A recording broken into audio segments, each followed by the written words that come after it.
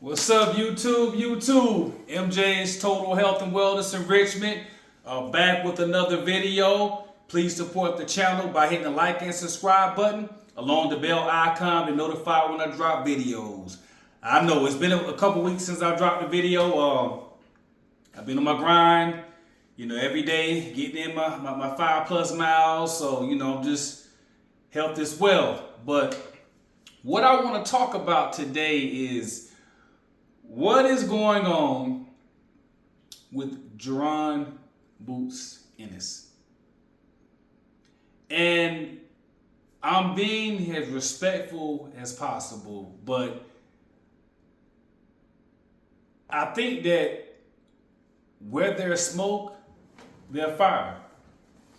And what I mean by that is this.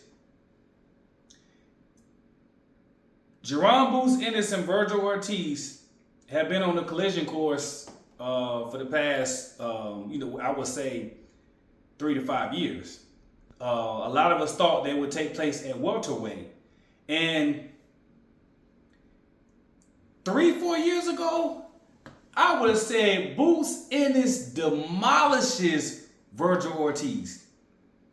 I would have said, he probably knocks him out within 4, maybe 5 rounds. And then I noticed that Vergil had started having those health issues. So that's why he left the welterweight division and went to the super welterweight. And now when I really sit back and how things are taking place now, I'm not so sure. I mean, even a couple months ago, I still had Boots maybe slightly favored, but now what's really bothering me about Boots Ennis is that he does not want to fight the top guys. And, right now, Boots, you have 35 professional fights. How many tune-ups do you need? Okay. A lot of your fans, they'll let you get away with this tune-up now because they'll say, well, you know what? He's going up to a new division. But after this tune-up fight here, Boots in Philly, it's no more excuses, man. It's time for you and Vergil Ortiz to lock horns, man. No more excuses. Honestly, because, the way your team is moving you, Boots, I'm almost wondering, do they know something about you that we don't know? Are they afraid that, you're going to suffer a devastating loss? What weakness does your team notice about you to where they're withholding you and making sure that you're not going into the line of fire against any tough opponents? And, Vergil definitely has looked better at 154.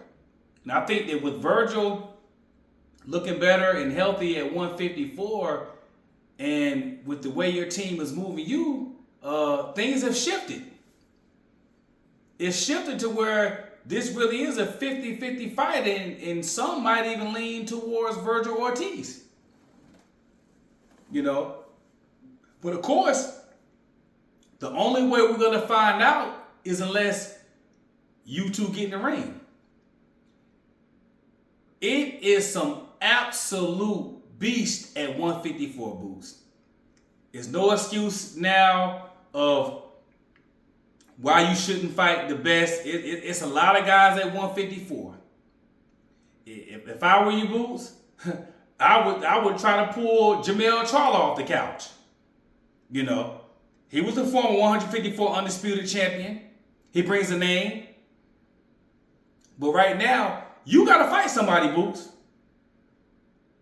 And this is coming from somebody who I am a fan of yours, but at the same time, I can't let you get away with. I got to call you out. Shucks, Boots. I paid, and I went to your fight in Atlantic City, April. Stayed in the casino for the weekend. I paid to see. I went, from North Carolina to Jersey to see you fight. So I'm not a hater, but I'm a fan of the sport of boxing.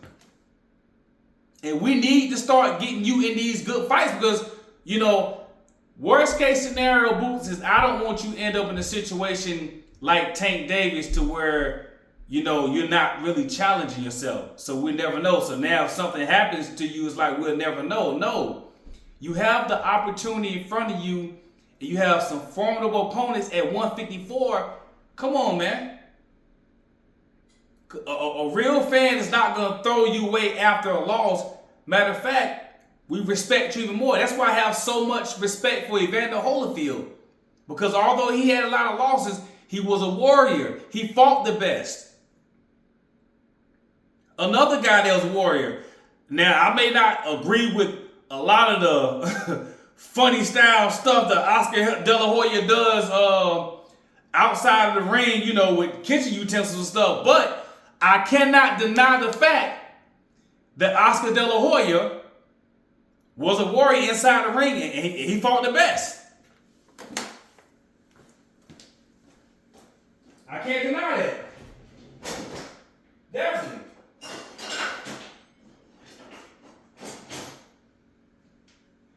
Now, of course, if Oscar De La Hoya is around you, put these away. Because that dude is diabolical. So if you, any kitchen utensils, put away. Because De La Hoya is diabolical. But that's another thing. But Boots Ennis, look. Your time is now. Take advantage of it. You got 35 fights in. You got an opportunity to be great. Be great. But please, after this next fight, Boots, we don't want any more excuses. You need to fight the best of the best. And that's it. And once again, MJ's Total Health and Wellness Enrichment. Please support the channel. Hit that like and subscribe. Like, and share the videos. Peace.